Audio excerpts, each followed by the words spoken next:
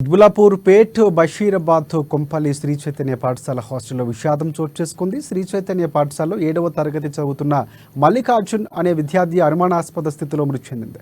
నిన్న రాత్రి భోజనం చేసి నిద్రపోయిన విద్యార్థి ఉదయం నిద్ర లేకపోవడంతో కొంపల్లి శ్రీ చైతన్య K4 హాస్టల్ నిర్వాహకులు ఆసుపత్రికి తరలించారు.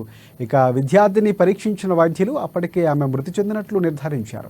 కాగా మృతి చెందని విద్యార్థిని నిన్ననే అడ్మిషన్ అయినట్లు కూడా హాస్టల్ సిబ్బంది తెలుపుతున్నారు.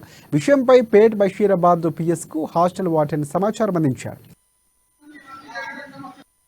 తెలియదు సార్, మాకు ఏం జరిగిందో తెలియదు సార్. సార్ ఫోన్ చేసి మీ అబ్బాయి ఇట్లా పొద్దున ఫోన్ చేస్తే లేపితే అక్కడ ముందే టాయిలెట్ పోసుకుంటూ అన్నాడు, హాస్పిటల్ తీసుకుపోతున్నామని చెప్పింది సార్.